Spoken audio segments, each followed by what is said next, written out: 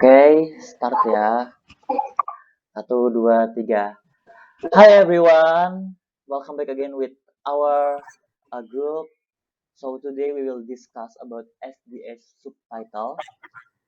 So firstly, before we start our discussion, we will introduction ourselves. My name is Gavril Apori and my friends. Okay, let's start from Salwa. Salwa, would you like to introduction yourself? Hai semuanya, aku Salwa Hania, biasa dipanggil Hani dari Bispro 1, 2A. Okay, thank you Salwa, Hania. Next, Arkan deh, Arkan.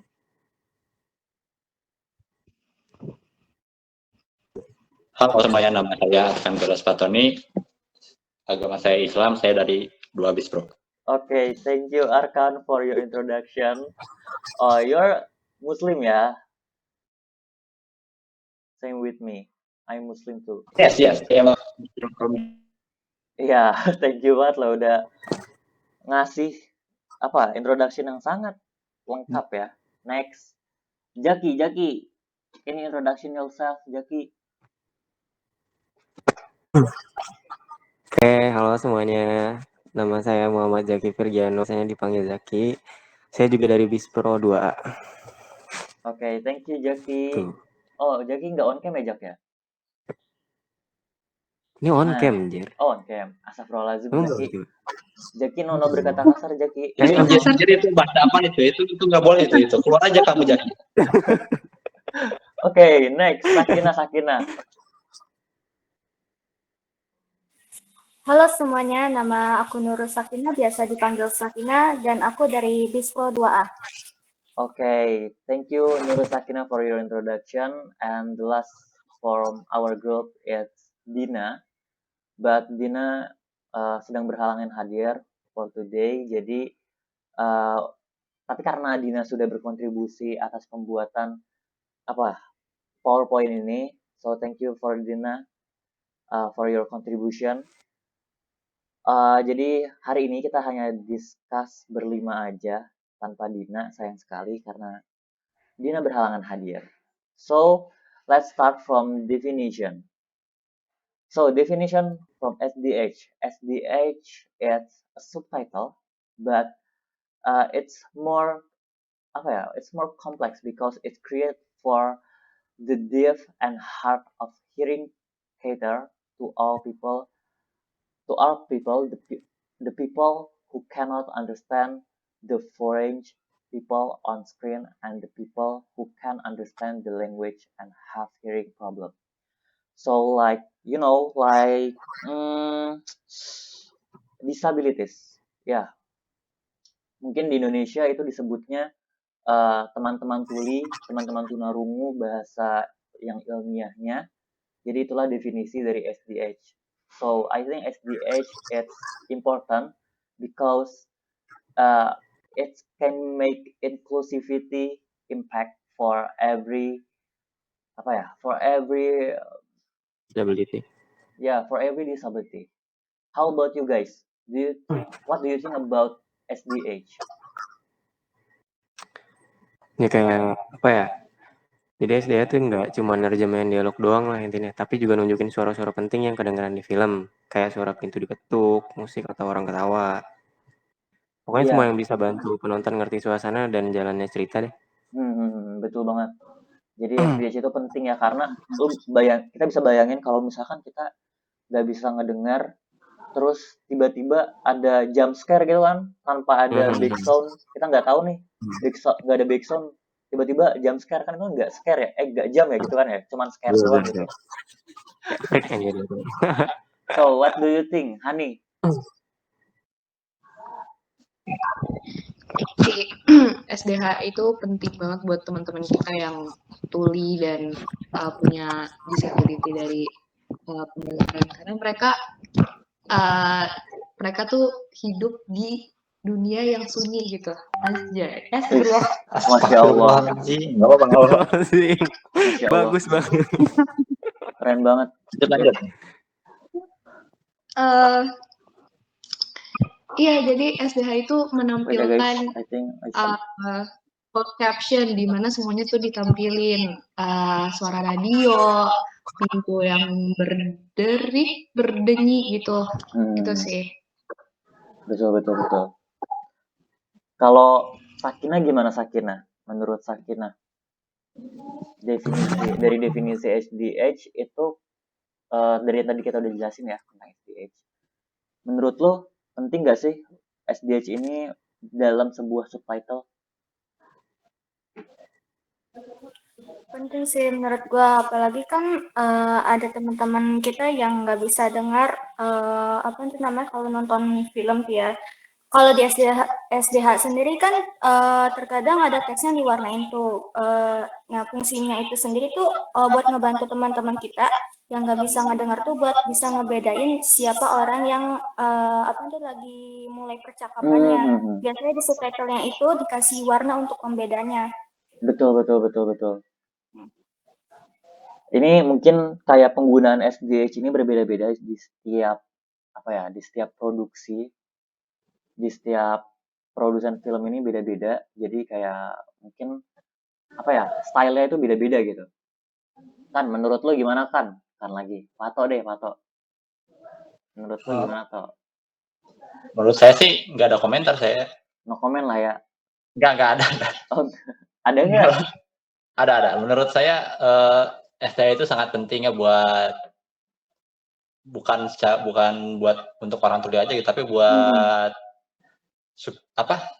industri subtitle juga sendiri itu. Jadi ya dengan adanya SDH gitu, jadi makin banyak dibutuhkan para penerjemah untuk subtitle yang jago gitu, bikin subtitle untuk SDH-nya sendiri gitu. Jadi berbeda. Jadi lebih banyak lapangan kerja buat perusahaan-perusahaan ini industri perfilman. Iya benar-benar keren banget toh. Itu sebenarnya tadi kita karena orientasi pembahasan kita itu cuman di masalah pendengarnya, maksudnya kayak penontonnya saja, di sudut pandang penonton, tapi Pato ngasih insight dari sudut pandang si penerjemahnya. Keren banget itu. Jadi ya benar sih. Jadi semakin digunakannya, semakin ada inovasi, semakin ada style yang berbeda dalam subtitle, semakin dihargai juga seorang penerjemah gitu kan ya. Oke, so guys, actually we have Dina. Dina itu udah join sekarang, jadi Dina mungkin bisa perkenalan diri, Dina. Hello, introduce myself. My name is Karissa Kamila Dina. Yeah, thank you Dina for join today, and thank you for your contribution for this group. Actually we ngomongnya bahasa Inggris gimana nih? Kita udah nyampe di definisi, tapi ini masih awal sih, masih 2 dari 6 slide. Kita ngebahas tadi SDH itu adalah suatu style yang digunakan dalam subtitle yang diperuntukkan untuk teman-teman tuli, penonton dari yang punya kekurangan, penonton disabilitas atau penonton tunarungu gitu. Dan tadi udah dikasih 2 insight dari teman-teman, insight dari penonton dan insight dari penerjemahnya gitu, impact dari SDH ini. Nah menurut Dina gimana Din? Dina punya komentar nggak soal SDH? SDH itu penting nggak sih? Terus kayak kenapa penting digunakan dalam subtitle gitu?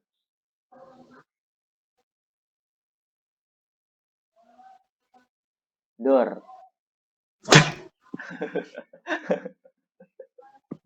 Gimana Dina? So SDH kan it's subtitle the target audience for the subtitle it's for disabilities kan ya? What do you think about Oke, jadi menurut saya SDH itu penting karena ini kan tujuannya untuk membantu para tuli atau hard of hearing biar agar mudah untuk membaca dan membedakan pembicara tanpa harus melihat visual secara detail. Jadi itu tuh penting banget untuk membantu para teman-teman yang tuli. Thank you Dina for your comment. So I think it's enough lah ya untuk ngebahas definition-nya, karena di sini kita udah pada tahu juga apa itu SDH, seberapa penting SDH dalam subtitle, dan kita masuk lebih dalam lagi. Kita mungkin akan bahas lebih deep lagi tentang key creating SDH and non-SDH. Apa perbedaan antara pembuatan subtitle dengan SDH dan non-SDH. So, the different guidelines of SDH and non-SDH. For SDH, it includes non-verbal audio like music, emotion, expression, and anything like this gitu. Kayak music contohnya. Tadi aku udah jelasin soal jump scare. Mungkin teman-teman tuli, kalau misalkan ada jump scare tapi tanpa musik, kan itu kan cuman scare doang gitu, nggak bisa jump gitu kan ya. Jadi itu mungkin akan feel-nya akan kurang gitu. Terus soal emotion, kalau misalkan lagi nada tinggi atau nada rendah, tanpa penggunaan tanpa ada detailnya gitu, itu kan akan berbeda juga kan feelingnya kan. Kayak feeling orang lagi marah, feeling orang lagi sedih, itu akan berbeda. Makanya kayak di subtitle SDH itu terkadang digunakan feeling atau emotion ini. Contohnya misalkan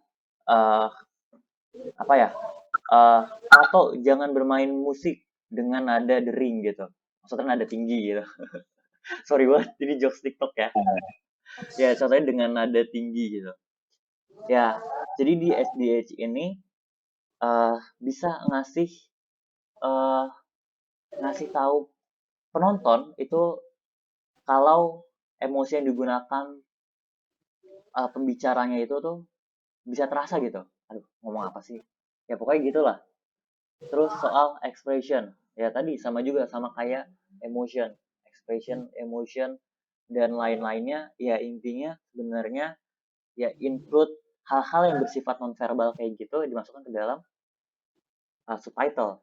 Berbeda dengan non-SDH, kalau non-SDH itu just a subtitle without non-verbal text gitu. Jadi only include spoken dialog gitu. Nah, additional information yang mungkin ini kayak FYI aja untuk kalian. First, speaker identification. Jadi kayak ini bisa mengidentifikasi feeling atau nuance dari speakernya gitu, atau pembicaranya dalam video itu. Nah, kemudian ada background. Ini kayak informasi tentang background suara, tone, atau sound direction-nya gitu. Yang terakhir itu intentional silent sequence. Ini gue kurang ngerti juga, mungkin kayak hal yang bersifat intensif gitu. Jadi karena ini sifatnya diskusi, jadi mungkin teman-teman bisa ngasih komen tentang tentang perbedaan antara pembuatan subtitle dengan SDH maupun non-SDH. Gimana guys? Mungkin ada yang bisa nambahin soal intentional silence sequence ini? Karena tadi kan gue juga kurang mendalami juga ya soal additional information-nya ini yang dibutuhkan. Gimana, Pato? Apaan, Pak? Kalau menurut saya buat perbedaan ini aja ya, perbedaan antara SDH dan non-SDH gitu. Kalau subtitle itu kan tujuannya biar si penonton tuh ngerti gitu apa yang ada di film dalam bahasanya masing-masing itu kan. Itu tujuannya subtitle dari dulu gitu kan. Iya, betul.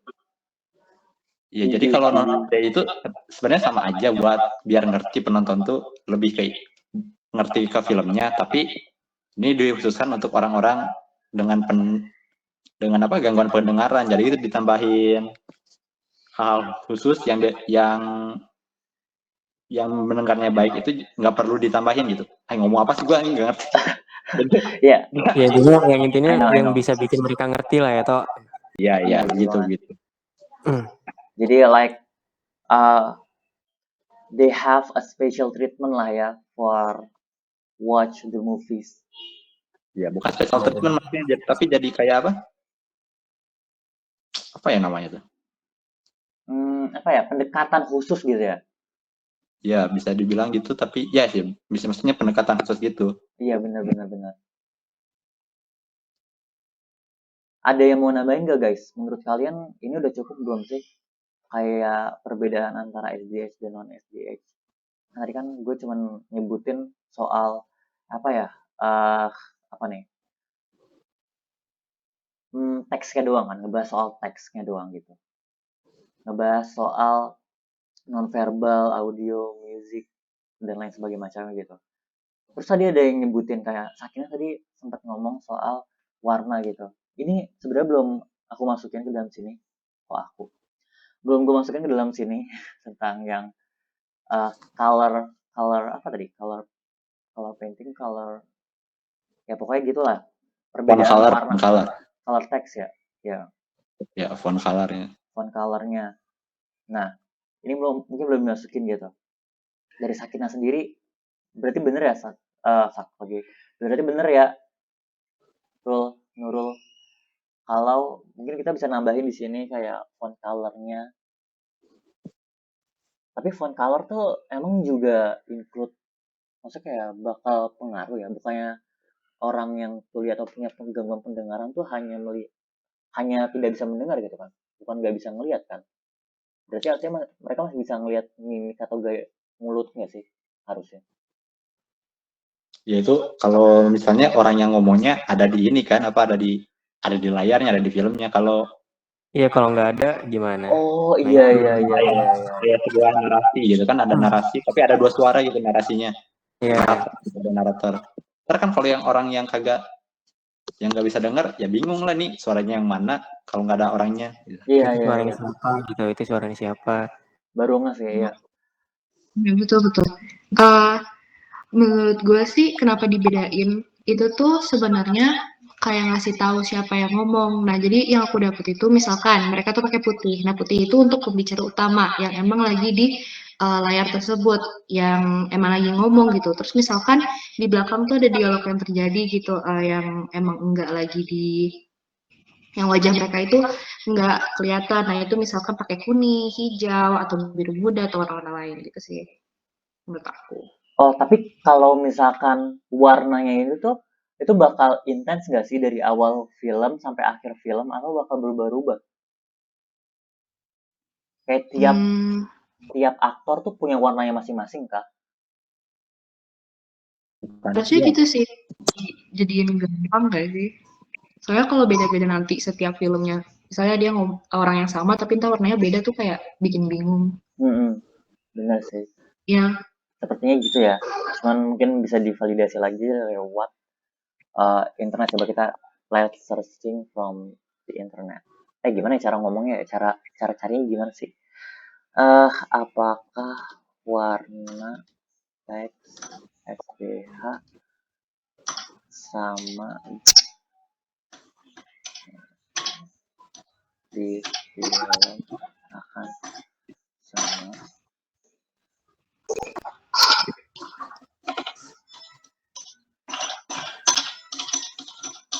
Nggak ada penjelasan khususnya sih, penjelasan detailnya nggak ada. Cuman I think kita bisa nalar sendiri lah ya. Mungkin kayak kalau misalkan beda ya bener seperti kayak kata Hani sih, bakal buat pembaca lebih bingung lagi.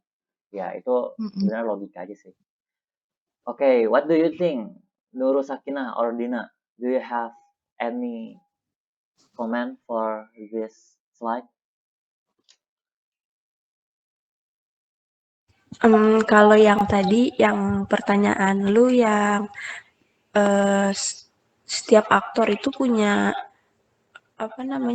punya warnanya sendiri atau enggak di bubble text-nya yang buat percakapan. Nah, menurut gue itu setiap aktor punya dan itu bakal konsisten dari awal sampai akhir. Karena itu biar memudahkan penonton, teman-teman yang tuli biar nggak bingung. Jadi itu bakal konsisten dari awal sampai akhir. Itu pendapat gue sih. Oke. Benar-benar. Jadi kita mungkin udah ya gampang lah, itu soal masalah logika aja. Karena nggak mungkin kan kayak nggak mungkin beda-beda gitu. warnanya untuk satu aktor warna beda-beda kan nanti juga editornya bakal capek kan buat editnya gitu kalau misalnya beda-beda. Okay, thank you Dina for your komentar. For your comment. So, last is Sakina. I think do you have kalau dari gue sendiri sih nggak ada ya. Masa kan kalau dari apa yang udah lo apa itu namanya sampaikan menurut gue itu udah bener banget sih. udah cukup lah ya. Udah disebutin semua gitu, udah cukup. Jadi perbedaannya tadi mungkin kita sedikit summarize soal pembahasan kita di slide ini. Perbedaan antara SDH and non-SDH. Di SDH itu include non-verbal text and mungkin tadi color painting lagi. Sorry, font colornya juga itu dimasukkan ke dalam teks. Terus soal tadi fungsinya penggunaan warna dan non-verbal text itu adalah untuk memberikan pendekatan khusus buat penonton gitulah ya. Dan sedangkan non-SDH itu only include spoken dialogue, jadi cuman sebuah teks yang bersifat verbal gitu. Oke, mungkin itu aja pembahasan kita di slide ini. Kita next ke slide selanjutnya. Slide ke-4. Style guideline. Comparison on Netflix and BBC. Tadi kita ngebahas soal penggunaan SDH dan non-SDH. Tadi ada 2, soal font color sama non-verbal text gitu lah ya. Nah, di sini kita udah bisa ngeliat nih, kalau misalkan di BBC itu cenderung menggunakan font color yang berbeda. Sedangkan kalau misalkan di Netflix itu nggak ada font color yang berbeda, cuman kayak ada penggunaan contohnya kayak kurung siku gini untuk suara bel, habis itu kurung siku juga untuk beat musik. Nah, di sini sebenarnya kita gimana ya? Style guideline-nya. Mungkin kalian ada komen gak guys soal style guideline kayak gini? Kayak kenapa di BBC itu menggunakan warna yang berbeda, sedangkan kenapa di Netflix itu nggak ada warna yang berbeda di subtitlenya? Gue dulu boleh kali ya? Kalau menurut gue gitu, kenapa berbeda? Karena pendekatan dari 2 ini juga berbeda buat SDH tuh. Kalau untuk Netflix mereka tuh lebih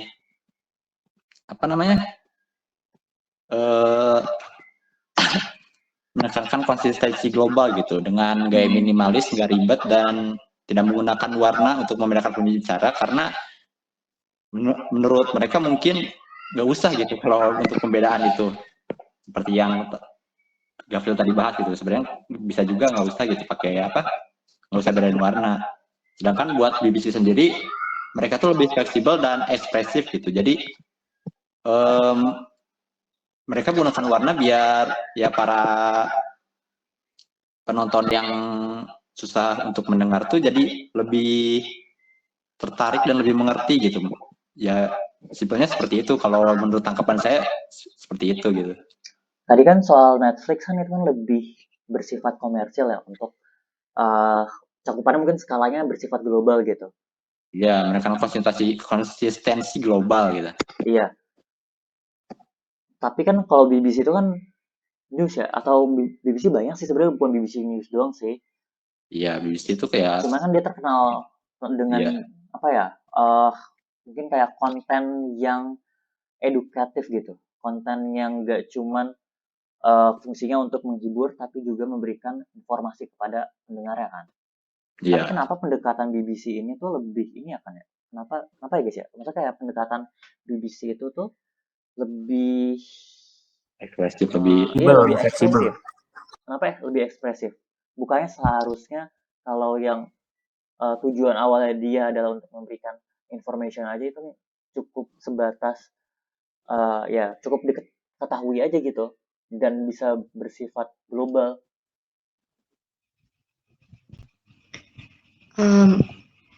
Sebenarnya tuh BBC itu nggak semua negara punya channel BBC. Dia tuh bukan streaming global. BBC itu khusus untuk yang di UK, Eropa. Jadi itu Netflix yang dorong satu gaya global karena emang dia dinikmatin sama seluruh dunia gitu. Kalau BBC nggak semuanya punya akses ke BBC tersebut. Jadi dia lebih ke British English dan aksesibilitas nasional. Jadi nasional sih yang aturan yang ada di UK tersebut gitu sih menurut aku. Oh, I know. Jadi kayak BBC itu per region gitu ya, kayak ada setiap wilayah ada BBC-nya masing-masing. Maksudnya kayak kalau misalkan di UK ya BBC UK, jadi pendekatannya tuh ya fokus untuk Yang target British. language-nya ya warlock aja gitu kan ya, warga Ya. lokalnya aja. Kamu sih. Benar. Thank you loh informasinya. Lanjut. Lanjut. Iya, Iya. lanjut. Sakinah sama Dina ada komentar nggak? Gue ada komentar. Wih, boleh. Apa tuh? Jadi berarti secara keseluruhan Netflix itu berarti dia itu standar global dan lebih bersih gitu ya style guide-nya. Iya, style guide-nya lebih diperuntukkan untuk yang apa ya, dengan skala yang besar gitu. Jadi dia tuh mungkin pendekatannya yang nggak yang begitu neko-neko karena kan setiap negara itu punya culture-nya masing-masing. Jadi kayak dia lebih yang bersifat general aja gitu. Sedangkan kalau misalkan BBC Netral gitu ya. netral, general, universal, ya pokoknya gitulah. Dengan skala yang besar. Sedangkan BBC itu per region kan. Jadi kayak dia lebih apa ya? Ada analisa khususnya dengan culture di negara tersebut gitu. Berarti kalau yang BBC itu lebih fleksibel sama komunikatif gitu ya? Betul. Ya betul. Gimana guys? Ada yang mau jawab nggak pertanyaan Dina? Lebih fleksibel dan Iya betul. komunikatif. Kalau Betul kan? ya kalau BBC kenapa fleksibel ya itu karena banyak region jadi beda-beda style guide-nya setiap region itu pendekatannya. Iya. Pato Jadi rambutnya buat kenapa Pato? apa? Kamu jangan mengganggu saya sedang diskusi ya. Ini Pril apa sih itu BBC itu fleksibel itu juga tergantung sama jenis programnya juga nggak sih kayak BBC itu nyesuaiin stylenya sesuai audiens misalnya kayak acara anak-anak tuh lebih visual atau warna-warni. Tuh. Ya kan, nah, kenapa kalau yang Netflix? Apa toh? Hah? Apa? Apa? Lu ngomongnya berhenti di tengah-tengah gitu. Iya. Enggak, gue ngomong dari tadi, diem aja gue dari tadi. Gue salfok tadi Pato rambutnya kenapa Toh? Dipegang-pegang mulu. Lanjut. Pato pengen ini coba pengen brokoli style itu. Lanjut. Terus Gue mau diem. Sakina, do you have any comment? Enggak ada gue. Nggak ada ya? Oke. Kita sepakat lah ya soal style guide BBC antara dan Netflix Netflix. dan BBC ini. Oke. Lanjut. Ini adalah slide terakhir dari pembahasan kita. Oke, jadi ini seru banget karena ngebahas soal policy, ngebahas soal laws gitu. Law. Jadi Hukum. peraturan di setiap negara, di setiap wilayah itu beda-beda ya soal akses soal subtitling ini. Jadi disability subtitle in Indonesian itu tercantum dalam Undang-Undang Nomor 8 Tahun 2016 tentang disabilitas. Di sini udah dicantumin juga soal perpresnya, perpres atau undang-undangnya dari perpres soal Undang-Undang Nomor 8 Tahun 2016 ini tentang disabilitas. Di Indonesia sendiri itu kalau menurut gue sendiri itu terlalu too general gitu. Jadi kayak gak spesifik ngebahas soal subtitling. Jadi cuman ngebahas secara general tentang poin nomor T ini loh, poin T tentang berekspresi, berkomunikasi dan memperoleh informasi. Ya sebatas itu gitu. Jadi kayak mungkin bisa dianggap fleksibel, cuman kayak nggak kuat gitu lah ya dasar hukumnya. Karena kan memperoleh informasi konotasinya bisa beda-beda, memperoleh informasi tentang apa, memperoleh informasi yang seperti apa gitu kan. Nah, itu dia undang-undang atau policy di Indonesia soal disabilities subtitle gitu.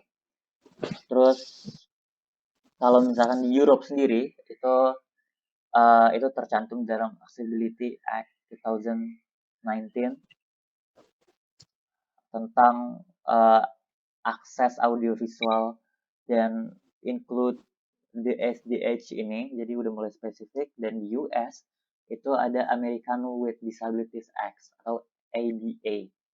Jadi ini tuh kalau di Amerika sendiri polisinya lebih more specific dan Indonesian, kayak more specific karena di sini udah jelas banget kalau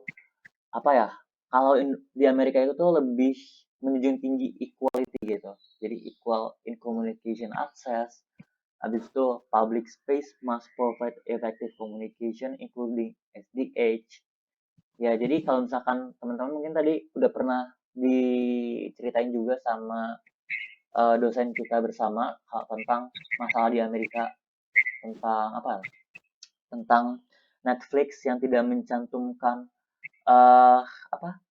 itu yang sensorsing, yang bahasanya dihaluskan.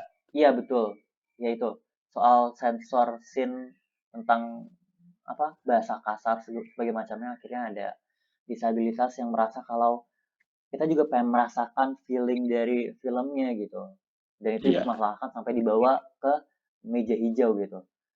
Sedangkan di Indonesia sendiri itu ada KPI yang bahkan berbanding terbalik ya dengan peraturan di Amerika. Kalau KPI itu tuh ya bersifat imperatif gitu, kayak dia tuh menekankan mungkin culture kita yang sopan santun katanya culture kita sopan santun gitu ya. Katanya Salah satu hal yang dikorbankan dari case ini, kalau kita hanya mengedepankan sopan santun, kita nggak bisa mendapatkan akses yang equal gitu untuk setiap kalangan. Akhirnya teman-teman yang disabilitas nggak bisa merasakan feeling dari filmnya gitu. Jadi ya gitulah, policy itu dibentuk karena culture, karena kebiasaan masyarakat dari negara itu sendiri gitu. Jadi nggak bisa dipaksain juga ya. Menurut kalian gimana guys tentang policy dari setiap wilayah ini? Itu berbeda-beda karena tergantung ininya, budayanya. Iya, menurut kalian kalau di Indonesia gimana sih guys? Kalau sebenarnya ini seru banget pembahasannya karena ini ngebahas soal culture, ngebahas sopan santun. Menurut kalian perlu nggak sih sopan santun dalam dalam perfilman, dalam subtitling gitu? Ya sejujurnya ya gimana jelasnya?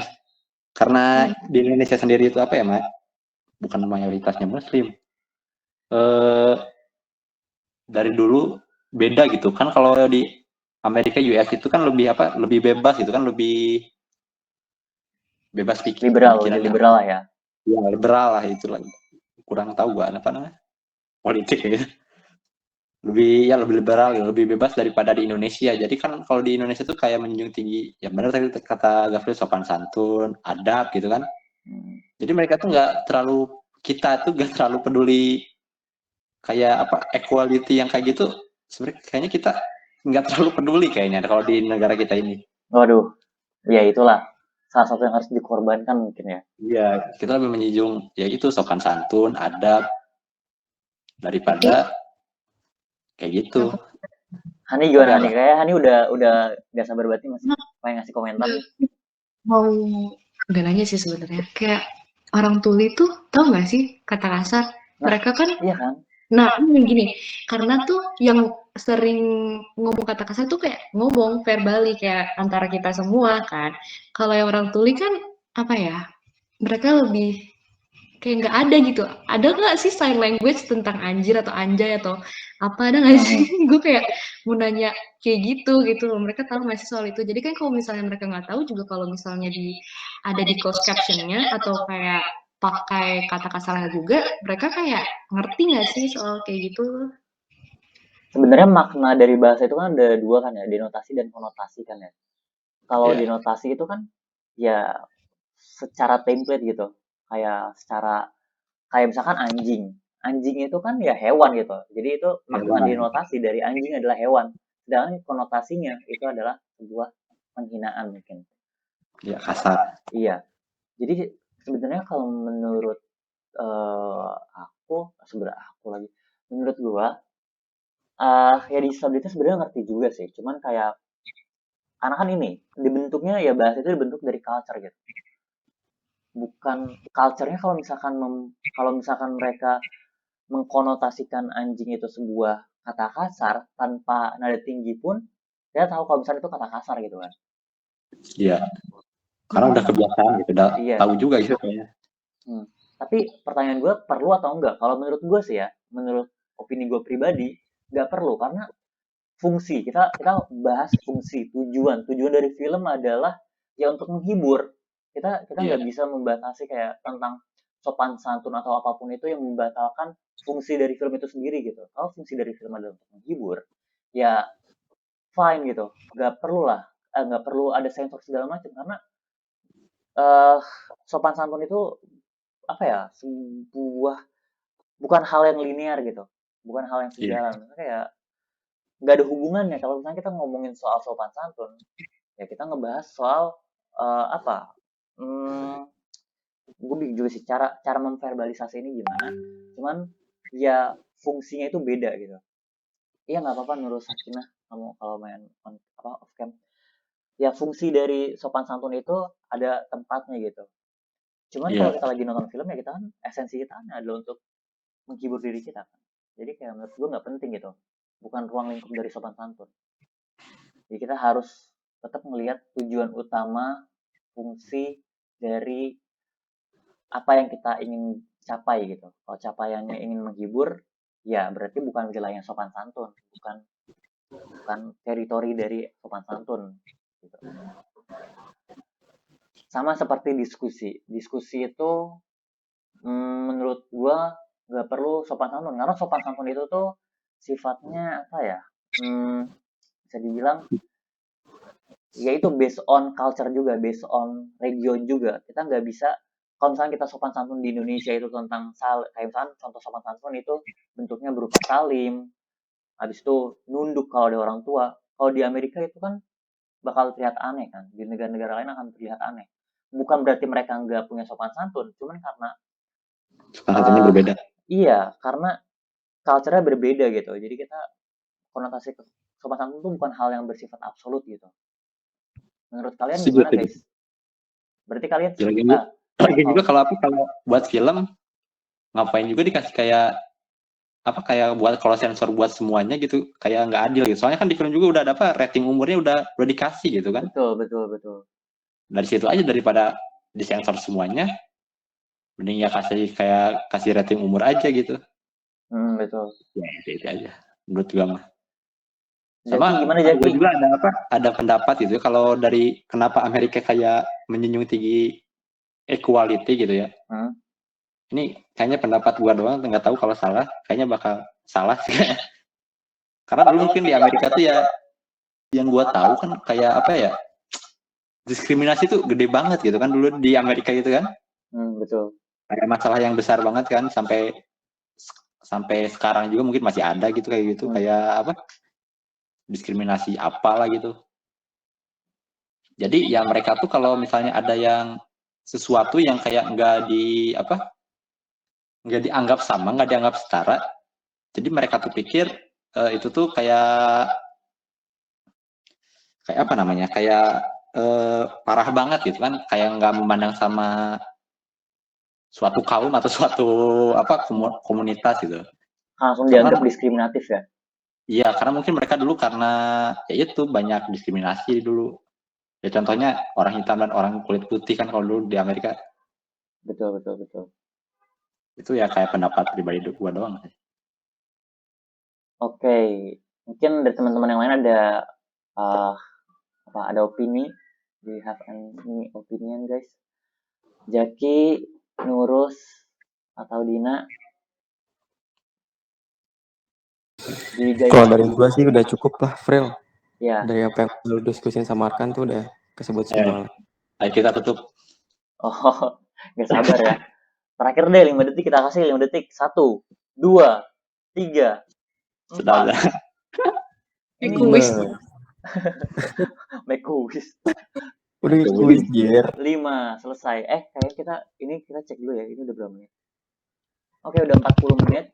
Karena udah 40 menit. 40 menit, gear. Should take a rest lah ya.